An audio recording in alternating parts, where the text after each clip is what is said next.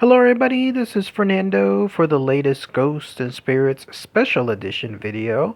Well, this will be episode 2 when it comes to the Ghost Adventures Quarantine special that they're running on the Travel Channel right now, and my commentary within each episode. I already did episode 1 the other day, and it got a good number of views, so it looks like people are interested in this. So I'm going to go ahead and continue with the rest of the episodes. And the way it'll work is the same way here as it was with my first episode. Each segment, I'll tell everyone when it's going to begin, and then you watch the segment and then come back to this video here, and then we'll talk about together what just occurred within that segment. And then in between segments, I'll give a nice pause of about maybe 15 to 20 seconds of just dead air silence, and then that way it'll mark between each segment perfectly. So once again, I'll tell everyone when the segment, like segment 1, is going to start soon, and then once that happens, I'll pause and then come back here, and then we'll talk about it in a minute. So great stuff when it comes to these episodes. I definitely like them so far, so I'm looking forward to seeing what's going on with this episode 2, Perimeter of Fear. Alright, everyone, so go ahead and watch the very first segment. This will be right from the beginning, whenever the credits start, and then also whenever the episode first begins. And then once you finish, come back here. Alright, everyone, I'll see y'all soon.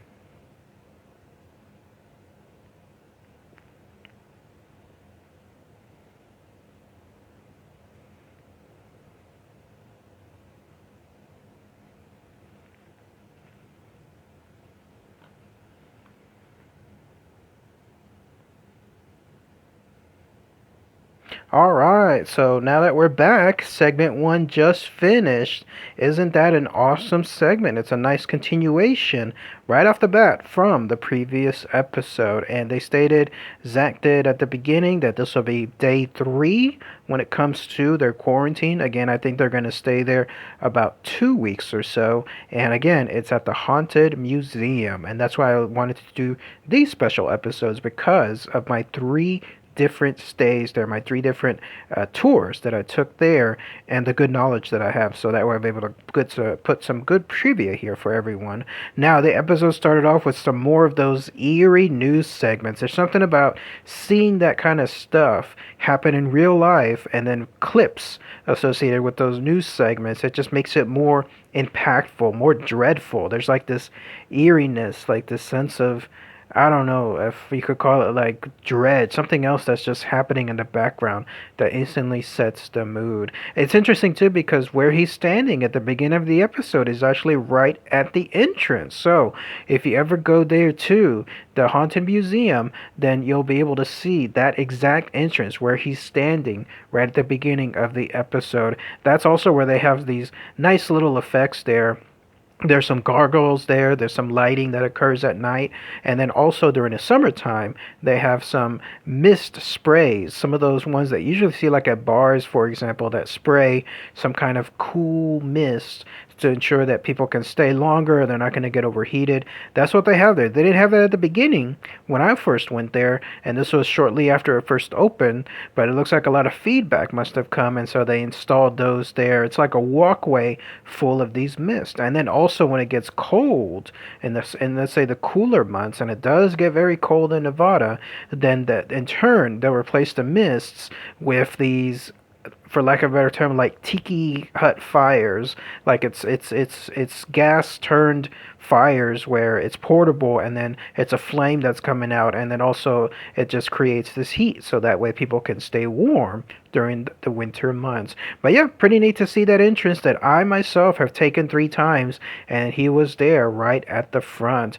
By the way, that's the very first time I've also seen the fence in the front of the area closed off. Always when I've went in, of course, the fence has been opened, because obviously, guests are coming in, tourists are coming in, and cars are coming in as well into the parking lot. But that's the very first time that I've seen the fence closed, and it's interesting to see that it extends the whole way. I'm wondering like where the rest of the fence was, because that's a very very long entrance. And then yes, that area there that they highlighted, like in terms of the police making a stop, and then also it looks like they were arresting somebody.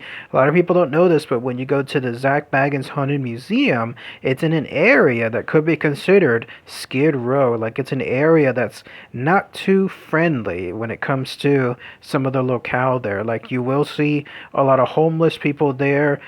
You'll see a lot of people just doing shady stuff somewhere around there. It's not a good area to be around by yourself at night in particular. So I always like to go there during the daytime, and I have been there at night before, and so you got to be really really careful. So him having that segment dedicated to the cops arresting somebody was no surprise to me, because you'll know it when you see it. When you walk down that area like I have, then imagine any area there in your city that's considered like a high crime area. That's essentially what it is there, right at that location. Also, it was fascinating to point out that house that's right next door. It looks like it is there. They were teasing it within the previous episode, and I've never seen that house as close as well, the way they were showing it now, but I've been across it. So how interesting was that? That house that I've passed like 3 times now, I had no idea like it was going to have that kind of impact within this episode. Well, here it is being featured. I could have been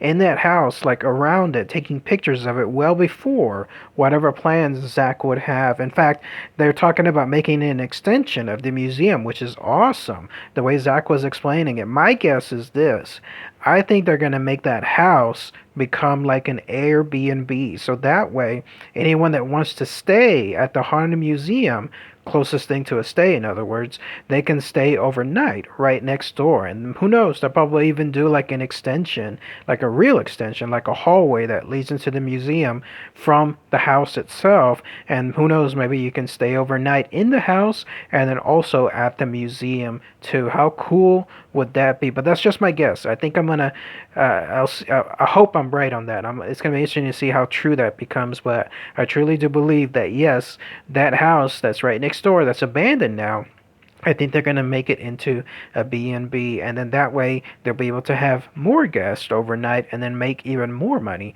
when it comes to that. Great stuff. If that's the case, I'll definitely be there when it's ready and when it's available. Who knows what it's going to charge on something like that, but at the same time, I think it's going to be well worth it. Also, it was really neat to see this. There was that segment when they were going to that house. You saw some benches right outside the area of the parking lot. Guess what? Those are the very same benches that I've used as well. Whenever you leave the Haunted Museum, you can wait by that area for your Lyft or for your Uber. And so that's what I've done these past couple of times, and it was really really cool to see those very same benches. I know I'm getting a little giddy about it, but I love seeing things that I've been to that I just nonchalantly used, and then all of a sudden it's there on TV. It just brings back some really, really good memories. Also, it was pretty neat for that they focused on that owner. I think his name is Michael Schwartz, if I'm not mistaken, and then that way they'll give him a little segment as far as the house and how it's haunted. Eerie to hear that about the way that his mom died. She basically died on the toilet. And then when that happened, I guess she just passed out. It brought me back a memory of Elvis. A lot of people don't know this, but yeah, Elvis apparently died on the toilet as well. Like he was suffering through some really, really bad stuff when it came to his intestines, when it came to his ability to, lack a better term, poop. And so whenever he was doing that, his bad health just contributed, and he just ended up having some kind of attack, some kind of heart attack or something else there, right on the toilet. And then that's what happened to him. So strange world when it comes to that, and how in this case it seems like the same thing occurred with that guy's mom. And then finally it looks like they featured the basement. So that's something, a place that I want to visit.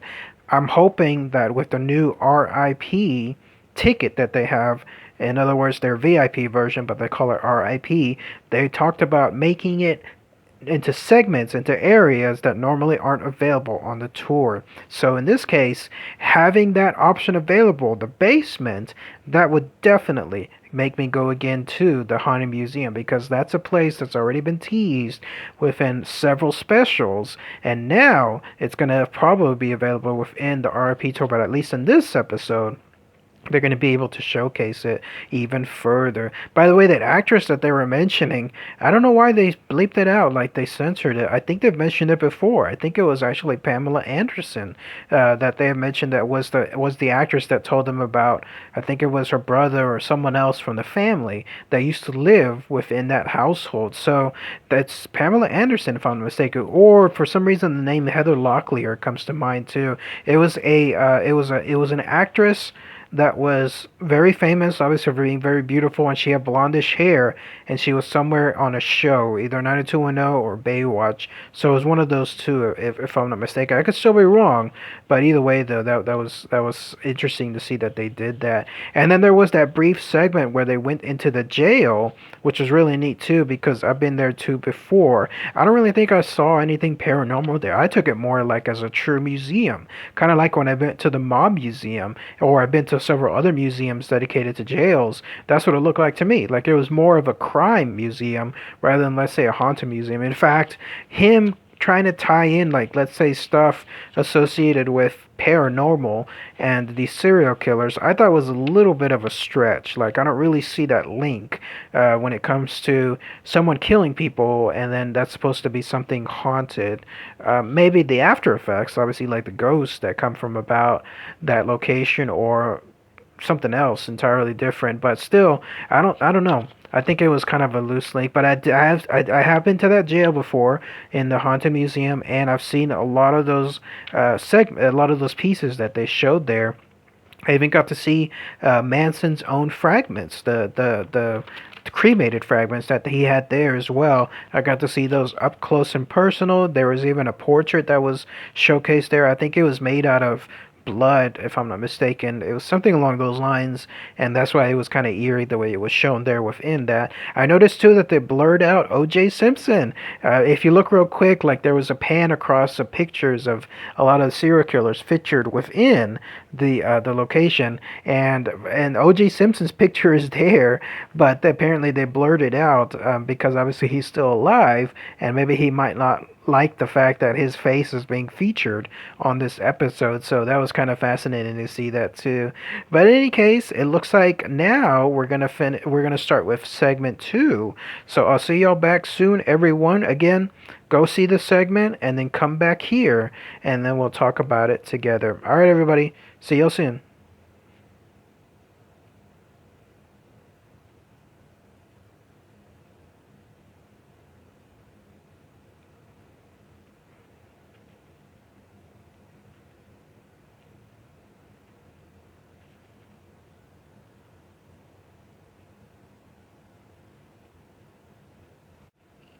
All right, everyone, welcome back. Segment 2 just finished, and let's go ahead and let's talk about that here.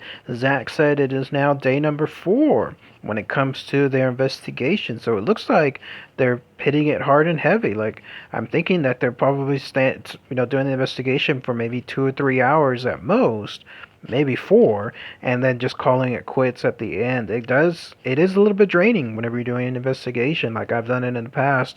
You realize all of a sudden how quickly time flies, and then how tired you become after trying to stay alert, because all it's about is watching your environments, trying to listen in, putting your senses essentially at as much as possible when it comes to an investigation. So it does feel like a draining thing. I like that little segment too where they talked about the RV toilet. So something like that. Imagine that being in your shower, like where you essentially have a toilet and then you can do both at the same time. He's absolutely right when it comes to the weirdness associated with that.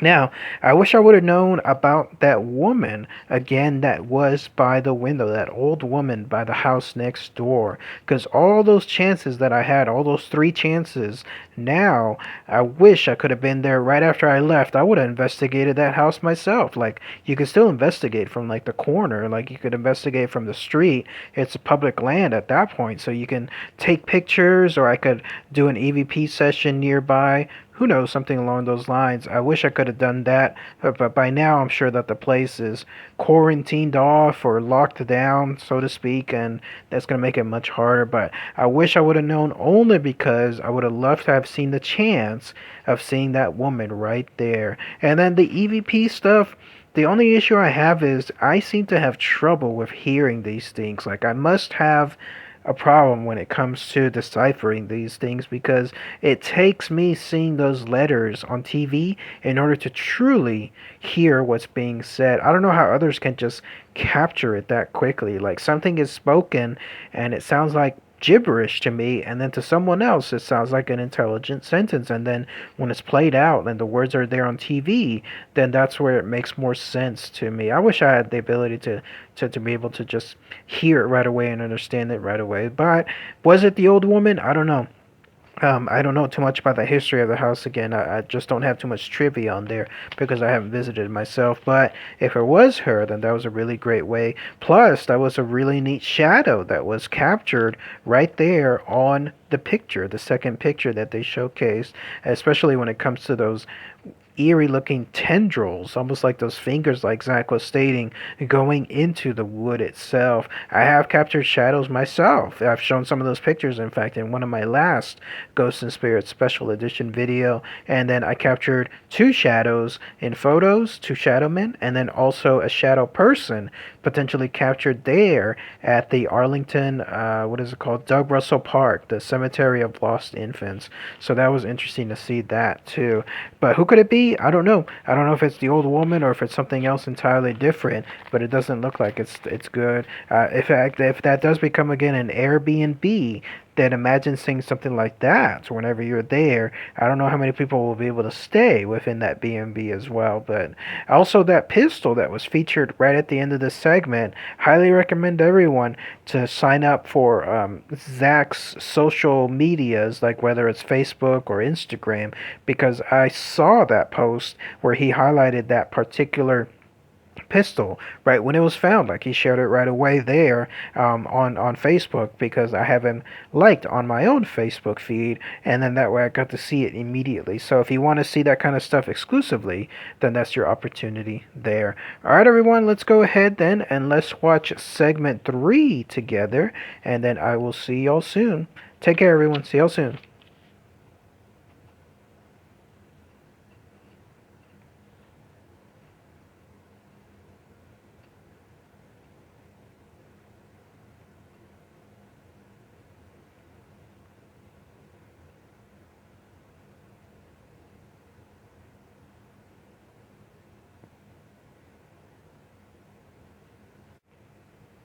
All right, welcome back. So segment 3 just finished. Let's go ahead and let's talk about that here. Interesting that they keep focusing on the house. I had no idea that there was going to be this many segments tied to it. So not just part of the first episode, but here it looks like the second episode is making up most of it as well. So it's a surprise considering how little to none they showed on any of the teasers leading up to the episodes here. Also, I like that they were trying to do the recreation of that black spot. It's always good. I try to do the same. If I see some evidence right at the time that I'm doing, let's say, an investigation myself or the group that I'm in, then we try to do the very same thing again while we're there to try to debunk it. So I'm glad that they were able to do that. And the way he was going down that basement, the way Zach was going down by himself, I would love to be able to do that too. I love being able to just do things on my own sometimes, and then just seeing what the results are when you're by yourself, and making sure that, who knows, that could bring better results than if, let's say, you were in a group. Because if you're by yourself, then you truly have everything surrounding you, to your senses 100% out there, as opposed to, let's say, being distracted by others within the group there.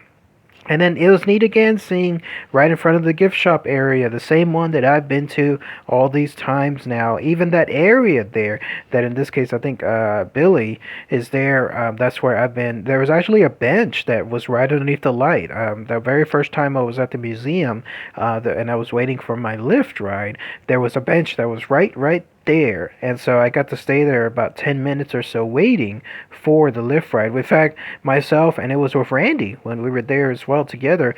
We got to stay there those 10 minutes. We stayed there too long apparently because one of the security personnel came out from within the gift shop asking if we were doing all right, but it was kind of like a little hint like, hey guys, we need you to leave this area. You can't just be hanging around, that kind of stuff. So it was pretty neat to again see that gift shop area and realize that's another location that I've been to. And then on Aaron's end, when he was over there at the house and experienced that E95 error, I totally know what he went through. It has happened on my equipment too. These things, entities, spirits, ghosts, whatever they are, they love to mess with your equipment. So in my case, the most common theme is batteries are drained. It is true. You put in new batteries, fresh batteries. Always make sure when you go on these investigations that you have brand new ones there. And then lo and behold, the batteries are drained right when you start or nearing the start of your investigation. So these things love to mess around with it. I've also had other experiences where flashlights are not working. Perfectly fine flashlights that would normally bounce around light. In this case, nope. They are absolutely gone. They're kaput. And in another case, it was with a headlamp that I had. The headlamp would not turn on. There was a brand new battery within it, and it's a new headlamp, and yet nothing was working when it came to that. I've also had cameras frozen, like when it comes to my phone. I'm trying to take a picture, and something good is happening in front of me, or I sense something is happening, and I try to take a picture, and the camera comes up really slow, or it freezes, and then when I try to take the picture, the sensation is gone. So yes, that does happen when it comes to ghosts doing it. Some of them don't want to have their pictures taken, and then when that occurs, that's when they try to mess around with that stuff. Also, again, with the no-name actress, again, I think it was either Heather Locklear or Pamela Anderson, one of those two.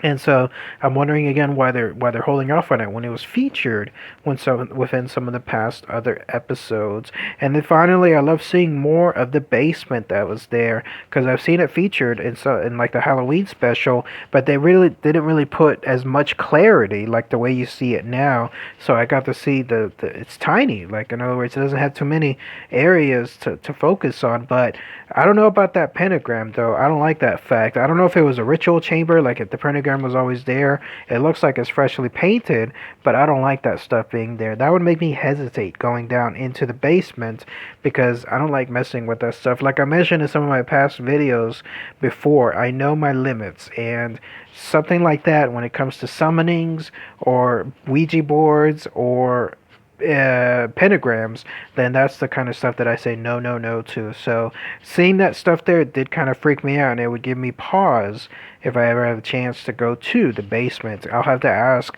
is the pentagram down there? And if it is, then I might just go, but I might stop before I enter that room, so because I know my limits again. Alright everyone, see y'all soon when it comes to the next segment.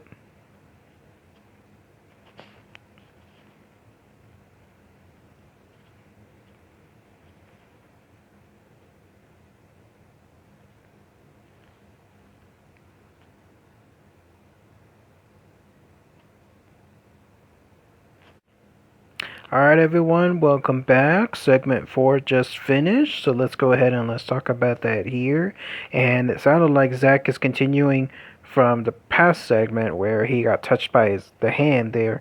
His hand got touched, in other words, while he was down there in the basement. I know the exact feeling myself because there at the Haunted Magnolia Hotel in Seguin, Texas, on the first floor, while I was there with a group waiting in what you could call it, I guess, the waiting room area or the lobby area, kind of like a living room area as well. That's where I got touched by a ghost. It was actually a female ghost. She lightly brushed her hand against my right shoulder, and it was so freaky feeling that ice cold sensation, something absolutely purposely caressed their hand on my shoulder when nobody was there next to me. And so whenever that happened, I know exactly the sensation, the surprise, in other words. And that's why Zach felt surprised too. I don't know though if his felt like an icy cold sensation, but it's interesting that we've both, in this case, been touched by spirits. I also love seeing that orb coming down the hall and then making that eerie scratching sound.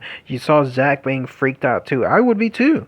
Like if I saw something like that, heard something like that, in other words, and then saw it specifically there on the TV, then that would be something else. Like if there was that noise coming straight at me, because it looked like it was coming directly towards him, I can see why he decided to jump back because of it and scream out that person's name, because that was definitely a scary sensation. I can't believe all this was happening there in the museum, right above the exact area, like right there in the jail. That's where the basement is. Like, right, that's where all this freaky stuff is occurring. So next time I go there, I'm going to try to pay special close attention to the jail, because I know that beneath me, that's where that basement is that's fully charged with that kind of stuff. And then we saw some more malfunctions at the other home there with Aaron and his equipment. It just goes to prove again that it does happen. And then it jumped back to the Zach being in the basement with another awesome orb. This one going straight over his shoulder, almost a command too. We've never been able to do that like on our end when it comes to our group, or myself individually, as far as commanding an orb to come into play. But here, it looks like it was definitely being done. So great stuff when it comes to that. And then also that image, that flickering image, that weird looking blob where it almost like something was trying to appear. It made me link it to that image that I captured there at the Doug Russell Park again in Arlington, the Cemetery of Lost Infants. There's a little blip where all of a sudden, that when that shadow man runs by my camera, then that's where something else appeared very close to it. One of my YouTubers actually posted the link to it, like the link to the second that it occurred, and they said to check that out. And that's really eerie to see that too. Something appeared right in front of the tree area. I never saw it, of course, but it appeared there on the camera, and so that was really eerie to see that too. So great stuff. And then back at the house, you got to see what was called a shadow detector. Never heard of that before. It does make me interested in seeing what that is. So Ovilus 5 is one that I'm interested in seeing what that is in terms of the pricing and so on. And then here, the shadow detector looks like another interesting device. I don't know though about this. He said that he saw a shadow moving about there. How does someone see a shadow in complete darkness? Some members of my group can do that too, and I'm like, how? How can you see a shadow, a black shadow, in complete blackness? Like, it doesn't. I try my best and I can't see that stuff. But there have been situations like at the Gonzales Prison Museum where one of the members there will state they saw a shadow peeking out from one of the jail cells. When I look over there, all I see is just pitch blackness. I can't see anything, like, when it comes to that stuff. And there was another moment over in Hyattsville that we were at the prison museum there as well. And then he jumped up. He said something just poked their head right across the doorway there, like he was that freaked out. And when I looked, all I saw again is complete blackness. So I don't know when it comes to that stuff how someone can do that, but we shall see. And then of course it ended on the segment with that little tease about those two electrical devices. I'm wondering, if those of you who know about Rat Tailgate, if you remember that, that was that Halloween special like from 10 years ago where they had an electrical device there that became infamous because of what happened afterwards. So I'm wondering then if they realize, you know, the connotations were associated with that. So anyways, let's go ahead and let's watch segment 5 together, and then I'll see y'all soon.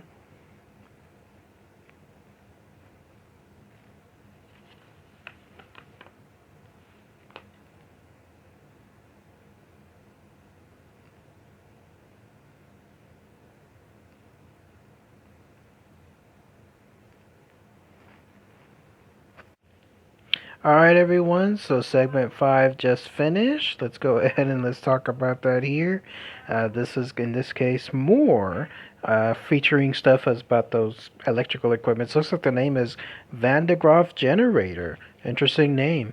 I don't know, though, about that whole turning the electricity on, shocking yourself, trying to especially have, let's say, spirits go through you when it comes to that stuff. I don't recommend that. In fact, we always in our group, like whenever we finish it, we order any of the ghosts and spirits there to not follow us and then also to not use us in any capacity whatsoever. So that is some really dangerous stuff.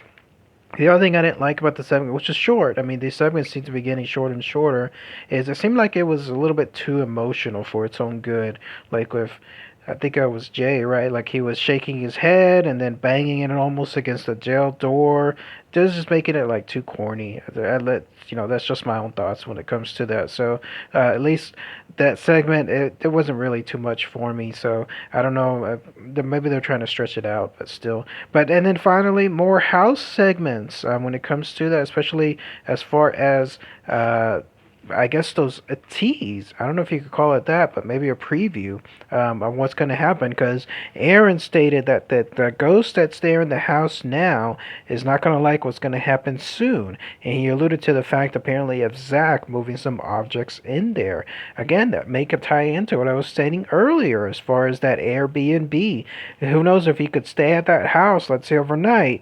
Why not stay there with some haunted objects too? So imagine if they were to move some of those objects there within the haunted museum over to the house, or maybe they could bring in some new objects fresh from wherever they purchased them, and these are also haunted items, and in that way you get to experience some hauntings there within the household because of those items. I wonder if that's going to happen. That was a nice little tease associated with Aaron's little comment there. And then you got to see that, I don't know if you call it that figure, that floating figure standing there in front of the jail cell. That was a little eerie too. Like that kind of stuff freaks me out. I want to get something like that. I want to get that type of equipment that could showcase that kind of stuff. And we had somebody from our group that had that as well. I don't think they ever captured like let's say the floating stick figures or any kind of stick figures, but it does work. It looks like that stuff can be captured. So we shall see if I was going to get something like that in the future.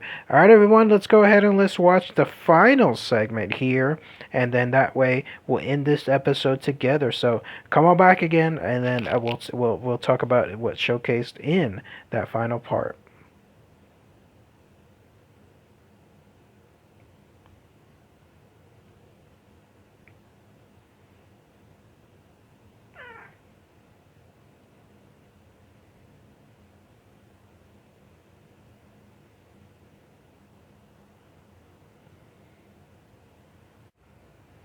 Alright, everyone, so now it's the final segment, segment 6, and then the episode ended. So let's go ahead and let's talk about that here, including the very interesting teaser for the next episode.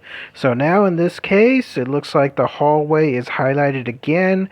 That hallway, by the way, where that spirit passed through Zach, that's actually a nonchalant hallway. That's one of those long hallways that's there, excuse me, within the museum, that it leads you from room to room. Remember, there's like 33 different rooms that's within the museum, so that there's unusual stretches of long hallways, and that's one of those there. So next time I go there, I'll realize that in that very same hallway, the one that leads exactly to the jail cell, that's where an entity, something of some sort, ran through Zach. So it's no longer going to be a nonchalant hallway to me. It's going to be a hallway filled with, in this case, attacking spirits. And then that was pretty neat as far as more EVP sessions, but how it sounded like gibberish, that's how it sounds like to me. Even they couldn't figure out essentially what that EVP sound was making, like in terms of a word or a name or something else. So that's exactly how I see that,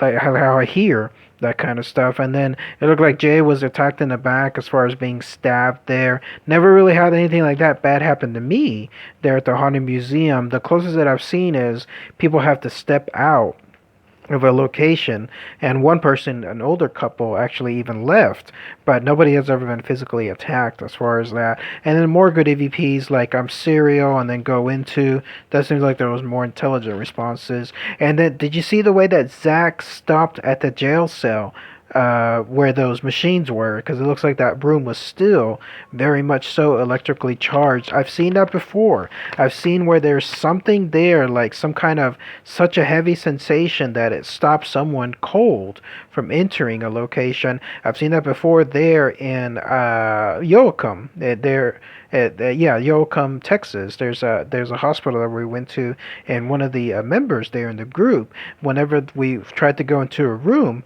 they actually went into a room and then they quickly turned around and they stepped on. They're like, "Nah, I'm not going back in there," because something there was really, really bad, like really heavy when it came to the sensation. And I immediately went in after. I didn't feel anything myself, only because that's just me. Like I can't seem to sense that kind of same stuff. But the way Zach exactly stopped and turned around, I've seen that before, and that's exactly what it reminded me of. And then that whole thing about, hey, buddy, and they're acting strange. I don't know. I like that kind of stuff. I imagine it is real for them, but it just comes across on TV like feeling too dramatic. Like it's something where it's just too sensationalized. And I like seeing more evidence rather than, let's say, somebody freaking out over something. But that's just my own opinion as far as that. And then as far as the teaser, that looks like we're gonna have summonings, which I say no to. No, no, no, no, no, no, no. Do not do that stuff at all, and I don't recommend anyone else to do it. But what a great way to end it with that mysterious woman. Did you see that black bar over her eyes? And they were talking about her, about being able to talk and bring into some kind of demons into the room, the way she was talking with them. That's actually my favorite out of the whole museum. My favorite room is Lee Shapiro's room. That's her name. That's Lee Shapiro. It looks like they're going to keep her name hidden and they're going to keep her identity hidden, but her room is featured. I wish it was featured more and highlighted more within the museum itself, but it is such a mysterious room. It remains my favorite one because of that situation. I'll see if I can mention more about it next time in the episode, whenever it airs. But it's going to be great because finally, I think that room is going to get its due credit. So that's going to be really great to see. All right, everybody, that'll wrap up, in this case, episode 2 of this particular quarantine special, the extension of darkness. And I can't wait to do episode 3 for everyone soon. All right, everybody, thanks again as always. Take care.